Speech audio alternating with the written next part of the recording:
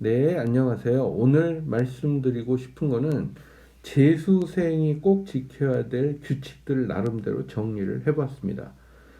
저는 이제 재수생 고3 학생들 좀 전문으로 많이 가르쳤고요. 지금도 가장 자신 있는 학생들은 재수생이나 고3 학생들이라고 생각합니다. 자, 여튼, 아, 뭐, 수년 동안 가르친 경험을 기초로 해서 몇 가지 충고 말씀을 드리려고 합니다. 자, 첫째, 단 한 권의 책도 버리지 말라. 사실은 오늘은 지금 몰아쳐서 몰아쳐서 녹화 중이라서 좀 전에도 얘기했지만 보통 재수하는 학생들이 하는 제일 첫 번째 실수 그리고 가장 중요한 실수가 뭐냐면요. 나 고3 끝났어. 책을 갖다 버립니다. 어떤 학생들은 불태워서 버리는 학생도 우리 시절은 꽤 많았어요. 요즘 뭐 당연히 예, 뭐 여러 가지 재활용 방안이 있으니까 버리거나 후배들 주기도 하겠죠. 하지만 단 한 권의 책도 버리지 말아야 합니다. 왜? 복습은 항상 예습보다 우월하다. 저는 사실 위대하다고 생각합니다. 복습은 항상 예습보다 위대합니다. 예, 그래서 복습이 얼마나 중요하고 얼마나 효율적인지는 말할 필요가 없어요.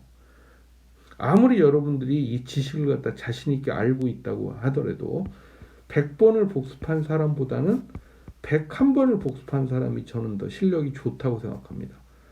이 복습 횟수의 차이는요, 익숙함의 차이고요. 익숙함이 차이가 나면요, 뭐가 차이냐면 응용력에 있어서 차이가 납니다. 즉, 100번만 복습한 사람은 필요한 순간에 그게 뭐였더라? 라고 고민하는 사이에 101번을 복습한 사람 그거 뭐야? 라고 떠올릴 수 있다는 그런 이야기입니다. 이건 어떻게 이해가 되세요? 네.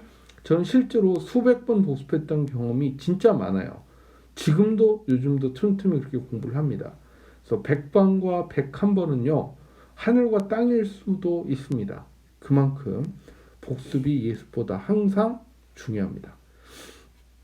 그 다음 두 번째, 그렇다고 해서 예습과 복습이 당연히 뭐 복습만 하려고 그러면 예습은 언제 해요? 그건 말이 안 되죠. 그래서 균형을 유지해라 라고 말씀을 드리고 싶습니다. 이거 사실 제가 의사 선생님이 아니기 때문에 또 의학 박사가 아니기 때문에 뭐라고 말씀을 못 드리지만 분명한 이야기는요. 예습을 할 때 쓰는 두뇌와 복습을 할 때 쓰는 두뇌가 다릅니다. 제가 이것 때문에 학생들한테 진짜 오해도 많이 받고 그랬는데 목을 갖다 만져보면요 예습 특히 어려운 부분 예습을 많이 하면요 오른쪽 목이 뻐근해집니다. 머리로 쳐도 제가 편두통이 심했던 스타일이라 오른쪽 머리가 정말 그 쪼개질 듯이 아파요. 예습을 갖다 많이 하면. 복습을 많이 하면요 정확히 정반대입니다.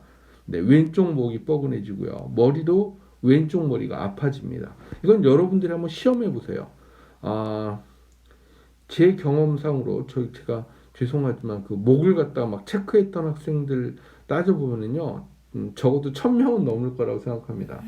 네, 그래서 진짜 학생들이 보기에 정말 이상한 놈이었는데 저는 정말 자신 있게 말씀드릴 수 있어요. 예습하는 머리와 복습하는 머리는 다릅니다. 예습할 때 쓰는 머리와 복습할 때 쓰는 머리는 달라요. 두뇌를 뭐 언어 쪽, 수리 쪽 이렇게 나눌 수 있다는 건 여러분들 다 상식적으로 아시죠? 근데 마찬가지로 예습하는 머리와 복습하는 머리도 저는 다르다고 생각합니다.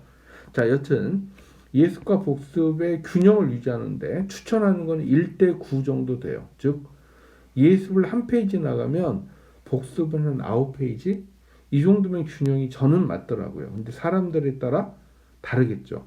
저는 암기력이 매우 형편없는 스타일이었습니다. 그래서 어쩌면 저는 1대 9지만 독자분들 혹은 시청자분들은 뭐 1대 3일 수도 있죠. 왜냐하면 저보다는 머리가 좋으실 가능성이 높기 때문입니다. 자, 그 다음 모르는 것을 해결할 루트를 미리 정해놔야 합니다. 당연한 얘기지만 뭐 과외가 가장 좋긴 하겠지만 이거는 비용이 많이 들잖아요. 시간도 맞춰야 되고. 그 다음으로는 학원이고 그 다음으로는 뭐 아는 형, 아는 누나, 아니면 아는 오빠, 아는 뭐 언니, 뭐 관계 없습니다. 그래서 어느 정도 이런 수학은 이 누나한테 물어봐야지, 영어는 이 오빠한테 슬쩍 물어봐야지. 이런 식으로.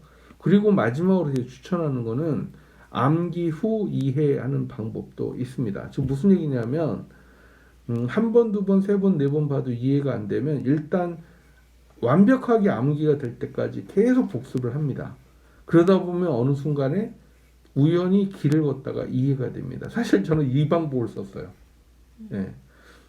저는 아주 어렸을 때는 과외도 해봤고 중학교 3학년 때는 그 학원에서 저한테 뭐 용돈을 준다고 그래가지고 예, 성적이 좋은 학생들은 간혹 그런 케이스가 있었나 보더라고요. 그 당시에는. 요즘도 그런 케이스 있을 수 있겠죠. 저도 뭐 학원에 근무하다 보니까 공부 잘하는 학생들은 깎아주기도 하고 장학금도 주고 막 그러더라고요.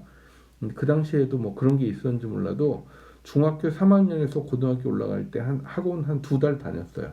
선전용으로. 네. 그래서 암기 후 이해까지 해가 저는 거의 혼자서 해결했습니다. 네, 여튼 암기 후 이해도 중요한 방식 중에 하나입니다. 자, 그다음 하루 공부 시간의 목표를 합리적으로 결정하라. 자, 재생이 됐다고요? 저한테 간혹 가다가 독자분들이 물어봅니다. 나는 12시간 동안 공부하는 게 목표다. 근데 공부하다 보니까 8시간만 하면 너무 지치더라. 12시간을 공부할 수 있는 방법을 가르쳐 달라고 저한테 얘기를 하더라고요. 아, 이런 방법 없습니다. 이런 방법 없고요. 참고로 말씀드리면 저는 하루 4시간이 항상 목표였어요. 하루 4시간 버티기가 얼마나 힘든지 아직도 막 절절합니다. 하루 4시간 완벽하게 집중해서 공부하는 거 정말 어렵습니다. 왜냐하면 다음 날도 그 다음 날도 그 다음 날도 계속 공부하는 걸 생각을 하면 하루 4시간도 전 적지 않다고 생각합니다. 근데 사람에 따라 당연히 목표는 달라야 되겠죠. 저 같은 경우는 참을성도 없고요. 네, 균형 같은 걸 되게 중요시 여기다 보니까 4시간이었던 것 같아요. 우리 미키님 반수 경험이 있으시다고 그랬는데 몇 시간까지 공부해 보셨어요? 아, 저는 공부로 반수를 한 건 아니고 아, 이제 참 실기를 시기니까 네, 입장이 다르구나. 네. 그럼 참고 삼아 몇 시간 정도 하는 게 좋다고 생각하세요? 저는 4시간, 6시간, 8시간, 아까 말했던 12시간. 어느 정도가 저는 집중력이 조금 네네. 모자라서 네네. 4시간. 할 것 같아요. 네. 네, 하여튼 4시간 정도 저는 사실 이 이상이면 되고요. 학생들한테 권장하는 거는 6시간입니다. 방학 기준으로 6시간만 해라. 자, 그러면 충분하다. 근데 당연한 얘기지만 이거 누가 믿겠어요, 사실은. 그죠? 예. 나름대로 저 같은 경우도 서울대학교 들어갔지만 주변 친구들 중에 하루 4시간만 공부하고 서울대 들어왔다는 학생 한 번도 본 적이 없습니다. IQ가 뭐 엄청 좋다는 친구들도 하루 4시간 공부한 건 아니더라고요. 공부는 되게 많이 했더라고요. 또 저보다 더 적게 공부하고 서울대 간 학생 저는 한 번도 본 적이 없어요. 네, 저 양심적으로 정말 4시간만 했습니다. 네, 근데 짝한테는 거짓말한 적이 있어요. 네, 짝꿍이요? 짝이 네. 저한테 제가 성적이 고3 때 계속 올라갔거든요. 고등학교 1학년, 2학년 때 엄청 놀았었어요. 성적이 반에서 13등까지인가 떨어졌었나? 예, 어떤 분들이 보면은 아니 그게 뭐 떨어졌어. 아니 저 중학교 때는요 평균이 그냥 거의 98, 99 막 이랬어요. 올백도 2번이나 맞고 막 이랬는데 근데 여튼간에 저한테는 정말 13등이면 대단히 못한 거였거든요. 그렇게 떨어졌다가 고3 올라갈 때도요 반에서 8등인가로 올라갔어요. 반에서 8등. 네.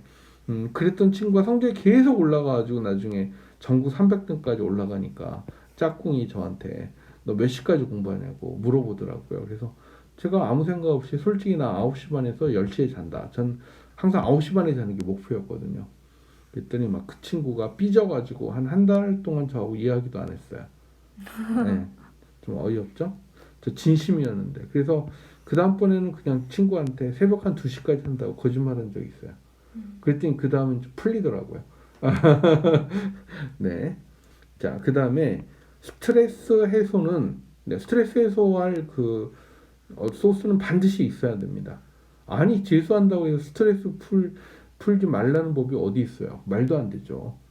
사람은 기계가 아니잖아요. 하루 종일 공부만 하고 또 공부만 하고 또 공부만 하고 전 이거 말도 안 된다고 생각하고요. 일단 추천하는 거 운동입니다. 운동. 그 다음으로는 음악, 그 다음에 영화, 독서 이런 정도 순. 네. 이것 말고 뭐 다른 친구들 보면 흔히 뭐 당구장 많이 가고요. 전 당구장 별로 추천하지 않습니다. 머리도 많이 써야 되고 요즘은 어떤지 몰라도 우리 시절에는 공기가 되게 안 좋았어요. 요즘 좀 괜찮겠죠? 뭐 당구장마다 다르겠죠? 네. 그래서 우리 시절에는 진짜 당구장 가면 담배 피는 곳이었어요.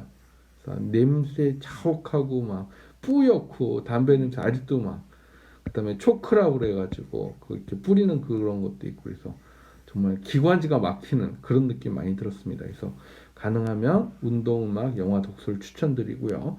사실 공부랑 가장 궁합이 잘 맞는 것은 저는 걷기라고 생각합니다. 산책, 네, 가장 훌륭한 스트레스 해소용이고요. 네, 격렬하게 하고 싶으면 운동. 그래서 산책과 운동, 네, 이 두 가지를 가장 추천을 많이 드립니다. 그 다음에 아까도 뭐 잠깐 나왔었지만 이 세상의 어느 지식도 복습으로 쉬우지 않는 것은 없다는 걸 갖다가 끊임없이 본인에게 주절주절 돼야 됩니다. 이상의 어떤 어려운 것도 그게 뭐 상대성 이론일지라도 네, 페르마의 정리라도 여튼 뭐든지 이 세상의 어떤 지식도 계속 복습하면 쉬워져요. 언젠가는. 네. 이건 정말 불변의 진리라고 저는 생각합니다. 1 더하기는 2다라는 거 이상으로 저는 아주 분명하고 확실한 그런 사실이라고 생각합니다. 그래서 어떤 지식도 아무리 어려운 것들도 복습을 하면 쉬워집니다. 이걸 스스로에게 끊임없이 세뇌를 해야 됩니다. 그리고 이게 바로 재수생이 재학생을 뛰어넘을 수 있는 정말 재수가 성공할 수 있는 가장 큰 비결이라고 생각합니다. 그렇죠. 우리 네. 미키님도 좀 보니까 이런 식의 그 철학을 많이 갖고 있어요. 그죠? 네. 예, 복습이 중요하다. 자, 그 다음에 재수행의 장점을 마지막으로 언급을 드리자면 첫째, 반수해보였으니까 아시겠지만 중간고사, 기말고사가 없다. 그죠? 맞아요. 그 다음에 저는요 가장 정말 비효율적이고 죄송한 얘기지만 좀 뭐라 그러죠? 친구 사이를 갈라놓는 가장 큰 비결이 조별 숙제라고 생각합니다. 조별 숙제 없는 거 이거 정말 예, 사람에 따라 다르지만 이거 정말 너무너무 훌륭한 그 이점이라고 생각합니다. 재수생이 조별 숙제할 일이 없잖아요. 네. 그래서 이런 게 있고 그래서 한마디로 재수생은 이런 쓸데없는 이벤트가 없기 때문에 현역보다 유리합니다. 그래서 그런데도 막상 재수생들이 성공할 가능성이 제가 보기에는 한 3분의 1 정도 돼요. 30-40%가 저는 안 된다고 생각합니다. 그러니까 재수생들이 실패하는 이유는 지금 여기에 여러 가지 것들을 설명한 것들과 반대로 행동하기 때문이라고 생각합니다. 예를 들어서 책을 갖다가 다 버리고 네. 공부 시간의 목표는 지나치게 높게 막 12시간씩 잡고 그죠? 그 다음에 조금만 지겨우면 복습 안 하고 자꾸 예습으로만 하려고 그러고 네, 그 다음에 스트레스 푸는 것도 공부에 도움이 되는 게 아니라 뭐 좀 안 좋은 불건전한 쪽으로 뭐 술을 마신다던가 네, 담배 피면서 막 계속 머리를 갖다가 힘들게 하게 만든다던가 뭐 이런 식의 잘못된 습관들 때문일 거라고 생각합니다. 그것들만 없다면 전반적으로 재수생은 현역보다 유리합니다. 네, 뭐 추가로 하고 싶은 말씀이 있으시다면 아니요. 네, 오늘 여기까지 하도록 하겠습니다.